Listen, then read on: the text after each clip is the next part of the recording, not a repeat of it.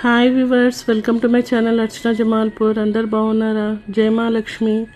మనము లక్ష్మీ అమ్మవారి అనుగ్రహం కోసం ఎన్నో పూజలు చేస్తూ ఉంటాము.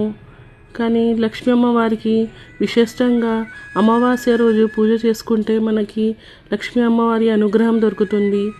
నేను కూడా లక్ష్మీ అమ్మవారిని ఇలా పూజ చేసుకున్నాను. లక్ష్మీ అమ్మవారికి ఇలా కుంకుమ బొట్టులతోటి, గంధం బొట్టులతోటి అంతా అలంకరించుకొని, పూలతోటి అంతా అలంకరించుకున్నాను. లక్ష్మీ అమ్మవారి ముందు దీపారాధన చేసుకున్నాను. లక్ష్మీ అమ్మవారికి ఐశ్వర్య దీపం అంటే చాలా ప్రీతికరము. ఇలా మనము ప్రతి అమావాస్యకి లక్ష్మీ అమ్మవారి ముందు ఉప్పు దీపం వెలిగించుకుంటే చాలా మంచిది. లక్ష్మీ అమ్మవారికి ఇలా మనము 108 నామాలతోటి, లక్ష్మీ అష్టోత్తరం నామాలతోటి కుంకుమ పూజ చేసుకోవాలి. ప్రతి అమావాస్యకి లక్ష్మీ అమ్మవారిని ఇలా మనం పూజించుకుంటే మన పనులన్నీ తొందరగా నెరవేరుతాయి, అప్పు బాధలు తగ్గుతాయి, మనకి లక్ష్మీ కటాక్షం దొరుకుతుంది. దానివల్ల మన సౌభాగ్యం కూడా బాగుంటుంది.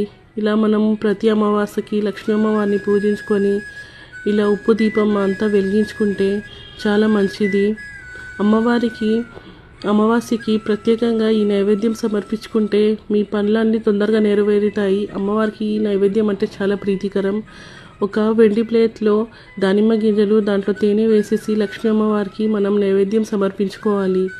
ఇంకా ఒక తమలపాకులో తేనె వేసేసి లక్ష్మీ అమ్మవారికి మనము నైవేద్యంగా సమర్పించుకుంటే అమావాస్య రోజు ప్రత్యేకంగా మన అప్పు బాధలన్నీ తగ్గుతాయి, లక్ష్మి అనుగ్రహం దొరుకుతుంది. మనకి దరిద్రం పోయి లక్ష్మీ అమ్మవారి అనుగ్రహం వల్ల ప్రతి అమావాస్యకి ఇలా మనం ఇలా పూజించుకుంటే అన్ని పనులు తొందరగా నెరవేరుతాయి.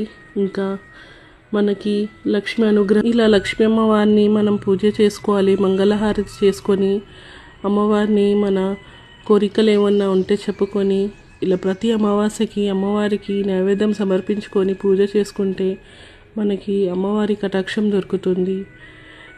జై మహాలక్ష్మి అని కమెంట్ చేయండి,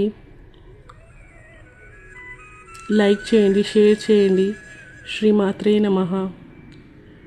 శ్రీమాత్రే నమః. జై మహాలక్ష్మి.